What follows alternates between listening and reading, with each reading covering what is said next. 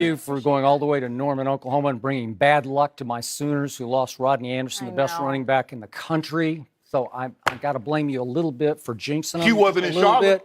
That is not fair. She wasn't in Charlotte. Yes, but you picked my NFC Super Bowl pick, the Saints, and you jinxed them too. So you've wrecked both of you. You've wrecked my seasons. You picked the Saints also. What about you? Could you? I already picked them. What about you? Could you possibly be bad luck? You picked the Cowboys. I didn't pick them to you win picked the NFC. You picked the Cowboys. How you doing? We'll talk about that. How I'm you doing not that great. What you mean you're not I doing believe great? you blame me for that. That's Well, just I know. unfair. It is. It's very. It's just me.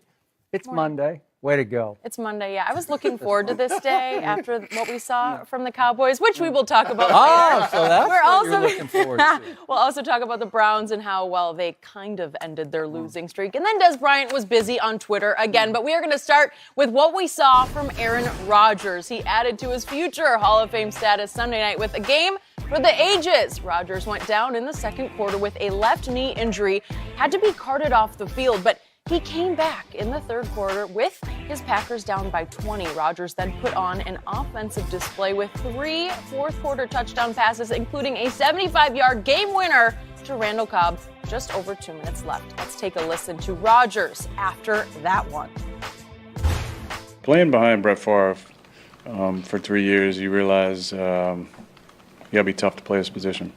So you got to, in that situation, it's about coming back out and leading, and if you can do it and deal with the pain, you should be out there. I felt like once I got back out there and the adrenaline was going, that it loosened up a little bit, but then, tightened up there in the fourth quarter. I was walking up and down the sideline to try and keep it loose. But we'll do tests tomorrow and give you a better answer on Wednesday when I talk. But as long as there's no major issues, and I'll keep playing. Shannon, how impressive was Rodgers last night? This was very impressive. This might have been one of his more impressive performances given the circumstances. This is why he's regarded as the best football and best quarterback.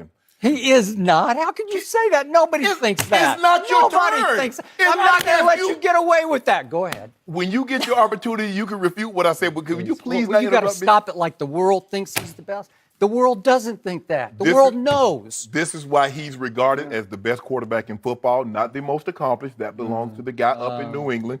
But if someone would have gone to Aaron Rodgers the day before and says, Aaron, we're going to need you to be perfect in the second half. He's like, perfect in the second half? That's no problem. I've been perfect for a ball game, let alone just one half of football. Yes, we want you to be perfect. You're going to have to be perfect in the second half. And we're going to take one of your greatest assets away from you. And that's your mobility. That's your ability to move in and out of the pocket and throw the football accurately. And 4 drives in the second half, field goal, TD. 17 of 23, 273, 3 touchdowns in the second half. One of those incompletions was a throwaway, Skip. Skip, this is what makes him so dangerous, because the Bears knew he couldn't move.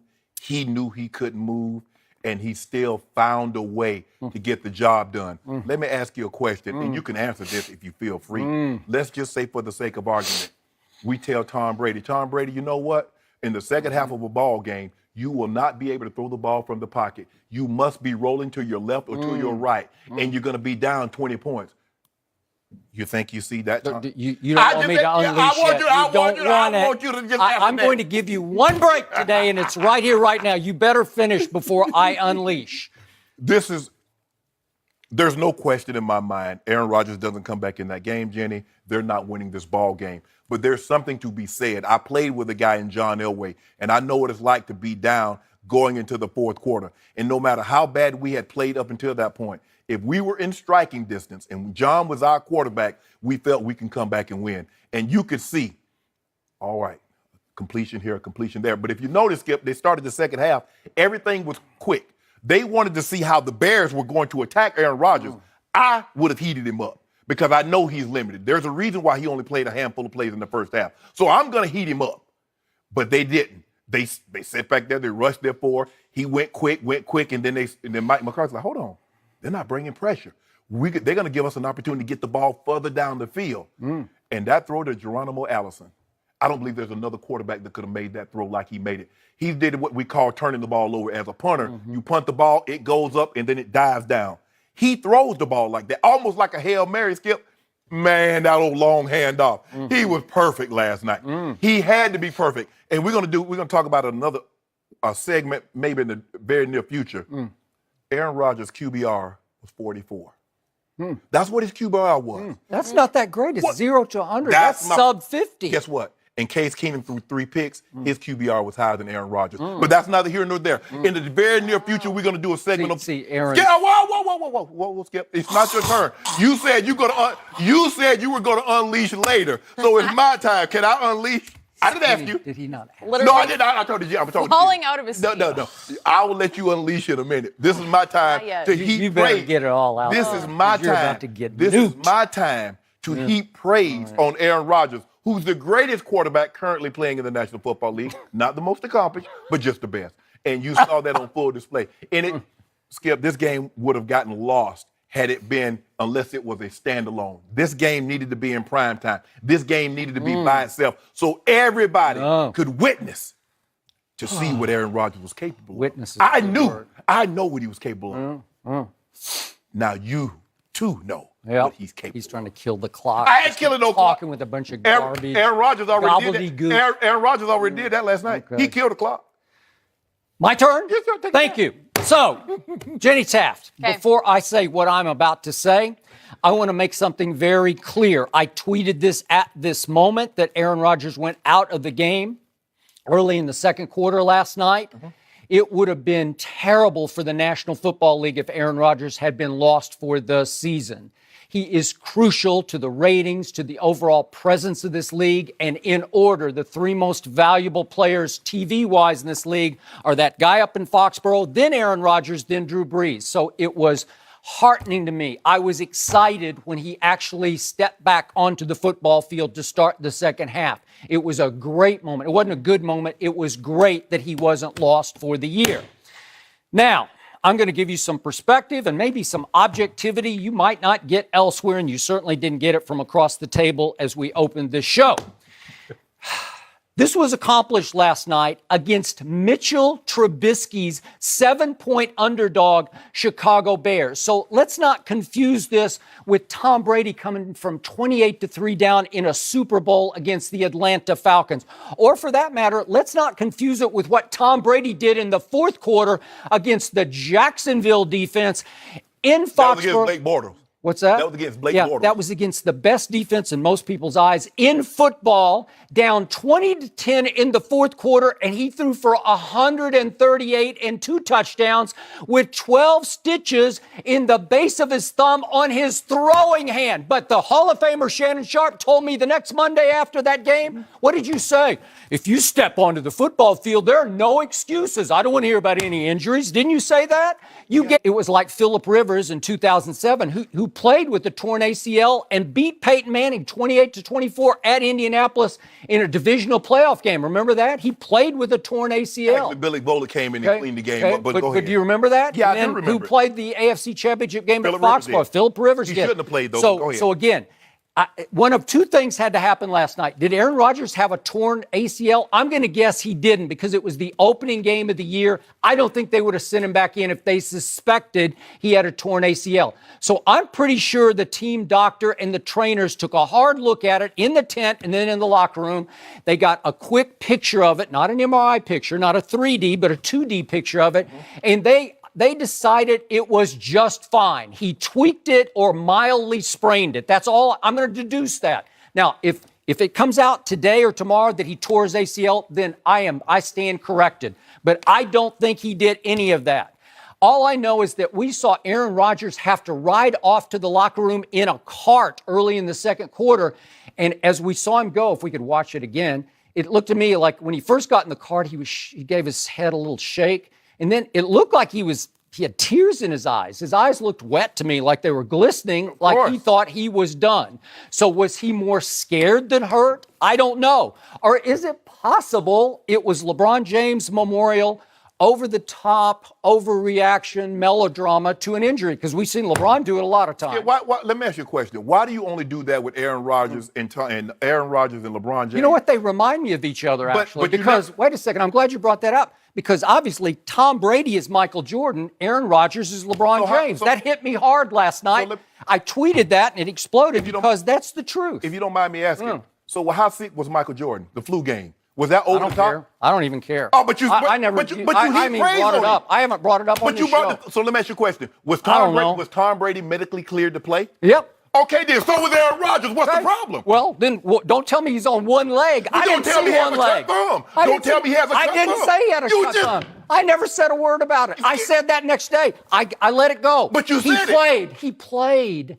And he deserved a table at your restaurant that night because he won. He brought the he took the L. Huh? I'm talking about against Jacksonville. Okay, yeah. That was pretty great. Don't do now, that. let's get back to what the competition was last night. Again, the Bears were 7-point underdogs with a guy at quarterback I do not respect or believe in Mitchell Trubisky. That's going to be the one thing that drags this team down. But to Mitchell Trubisky's credit, in the first half, he played the game of his life, at least the half of his life. Second half, not so much. Do you realize he threw for a grand total of 62 yards and scored 6 points in the second half? That's the Mitchell Trubisky I know and do not love. Likewise, Khalil Mack played the half of his life in the first half. He was dominating, especially when Deshaun Kaiser came in, but also when Aaron Rodgers was in there. Yes. He was dominating Brian Bulaga. He was terrorizing Aaron Rodgers. That's why his QBR was so low, because the first quarter and change, it counts on the QBR, right? Yes. He did play, right? Yes. And he was pretty terrible at that point. But Skip, you can't tell me a guy that throws 3 interceptions has a high QBR than a guy that throws 3 touchdowns and no interceptions. Well, all right, but he wasn't very good to that point. And then what happened in the second half? Khalil Mack either ran out of gas or just got his butt kicked by Brian Bulaga, because they left Brian Bulaga in single coverage on him. He single blocked him the whole second half. Right. I might have seen a couple of half-hearted chips, but mostly it was just Bulaga against Khalil Mack. And all of a sudden, he disappeared. Well, he ran out of gas, Skip. He's not in football shape. I understand, and I didn't think he was going to play that much. I thought it was going to be limited, and he played 70% of the snaps last night. 70%? And they probably wanted less than 50, I can assure you of that. Wow. That was 42 plays that he played. And in the end, do you realize the Bears had 0 sacks and 0 quarterback pressures in the whole second half? Aaron Rodgers had nothing but time. And I will give you the throw to Geronimo. It was beautiful. And I'll give you this. Not many could do that. There might be a couple of others who could do that. But that was big time, all time, great. He dropped it right down the chimney. It was a beautiful throw. But if we could see him step into that throw, I don't think he's playing on one leg on that throw. I think he stepped into it and his weight shifted like a golf swing all the way onto his left side. He stepped into it on his left foot and launched it, because it was just a 39-yard pass, but if you add what he was back in the backfield, 10 more, it was about a 50-yard throw. Right. So he stepped into it, and I thought he was playing on 2 legs at that point. Silly me. I don't know. I saw several throws that he stepped into. I agree. After the throw, he would get ginger and kind of limp around, but was it just a little melodrama? I don't know, because he was throwing just fine to me. If you don't mind, no, he just looked like he was throwing great to me. Skip, you see what you did?